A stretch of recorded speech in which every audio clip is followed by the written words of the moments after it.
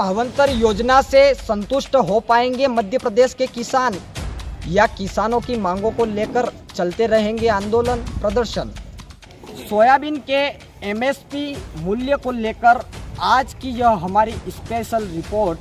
ज़रूर देखें, क्योंकि जी हाँ, कल से हमारे धार जिले में जो धार की मुख्य कृषि उपज मंडी है, वहाँ पर सरकारी समर्थन मूल्य पर सोयाबीन की खरीदी शुरू हो जाएगी। ज्ञात हो कि सरकार द्वारा भावांतर योजना भी किसानों के लिए समर्थन मूल्य और बाजार के मूल्य के भावों के अंतर के आधार पर किसानों को मुआवजा सरकार द्वारा दिया जाएगा। लेकिन अब भावांतर योजना का पंजीयन हो गया है बंद, क्योंकि कई बार हमने भी इसकी जानकारी निकाली तो भावांतर योजना के लिए किसानों को कई बार सोसाइटियों के कई मर्तबा चक्कर लगाने पड़े, लेकिन इसके बावजूद भी 1,10,000 किसानों में से मात्र 38,000 किसानों का ही पंजीयन हो पाया है। तो कहीं ना कहीं अब देखना यह होगा कि क्या किसानों द्वारा फिर से किसानों की यदि फसलों का भाव उचित नहीं मिलता है तो क्या किसानों द्वारा आगे आंदोलन किया जाएगा। कल से धार कृषि उपज मंडी में सोयाबीन के समर्थन मूल्य खरीदी का शुभारंभ होगा और विधिवत वहां पर दीपावली मिलन समारोह आयोजित करने के बाद में सोयाबीन की खरीदी समर्थन मूल्य पर शुरू हो जाएगी। अब बड़ा सवाल यह है कि किसानों द्वारा विगत दिनों बदनावर में मुख्यमंत्री के नाम एसडीएम को किसानों ने फसलों के भावों सहित कई अन्य मांगों को लेकर मुख्यमंत्री के नाम ज्ञापन सौंपकर बहुत बड़ी ट्रैक्टर रैली भी निकाली थी। उसमें कई किसानों का कहना है कि सरकार को किसानों को सीधे समर्थन मूल्य देना चाहिए जिससे कि फसलों का भाव मिल सके। कई किसानों का कहना था कि हमें भावांतर योजना नहीं चाहिए, भावांतर योजना को सरकार को बंद कर देना चाहिए और सीधे समर्थन मूल्य पर खरीदी सरकार को करना चाहिए। कई किसानों का यह भी कहना था कि 2017 में भी भावांतर योजना लागू की गई थी, लेकिन कई किसानों ने हमें बताया कि उस भावांतर के मुआवजे का पैसा आज तक उन किसानों को नहीं मिल पाया है। क्या यह भावांतर योजना किसानों के लिए वरदान साबित होगी या किसानों के लिए यह कहीं ना कहीं नुकसान का कारण नहीं बन जाए, क्योंकि भावांतर योजना का मतलब है भावों में अंतर।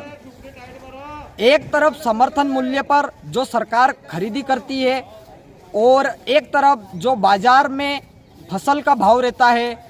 उन भावों के अंतर को ही भावांतर कहते हैं। और भावांतर योजना में सरकार का कहना है कि यदि किसी किसान को उचित दाम सोयाबीन का मंडी में यदि नहीं मिलता है तो भावांतर योजना के माध्यम से सोयाबीन का जो बाजार मूल्य है और किसानों के लिए लागू की गई भावांतर योजना का जो समर्थन मूल्य है, उन दोनों के अंतर में जो डिफरेंस रहेगा और उसमें सरकार द्वारा मुआवजा राशि किसानों को दी जाएगी। अब लेकिन बड़ा सवाल यह है कि अभी तक पूरे धार जिले में 1,10,000 किसानों ने सोयाबीन की फसल अपने खेतों में बोई थी, जिसके बाद में 1,10,000 किसानों में से मात्र 38,000 किसानों का ही पंजीयन इस योजना में हो पाया है। तो आप सोच सकते हैं कि भावांतर योजना में अभी तक 1,10,000 किसानों में से मात्र 38,000 किसानों का पंजीयन भावांतर योजना के तहत हुआ है। तो कहीं ना कहीं योजना को लेकर या तो जागरूकता की कमी है, कहीं ना कहीं ग्राउंड लेवल पर इस योजना को अधिकारियों द्वारा किसानों के समक्ष प्रस्तुत करने में कहीं ना कहीं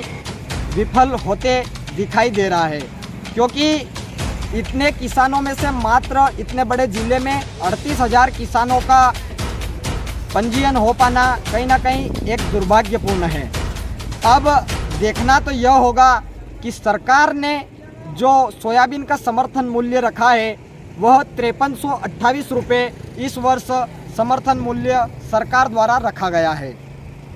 पिछले वर्ष की तुलना में इस बार 436 रुपये समर्थन मूल्य सोयाबीन पर अधिक है, लेकिन बस समर्थन मूल्य की गारंटी नहीं होने के कारण ही किसानों में काफ़ी आक्रोश देखा जा रहा है और किसानों द्वारा लगातार कई स्थानों पर आंदोलन भी किए जा रहे हैं। किसानों का कहना है कि इस भावांतर योजना को बंद करके सीधे सरकार को एमएसपी समर्थन मूल्य पर खरीदी करना चाहिए ताकि किसानों को फसलों का उचित भाव मिल सके।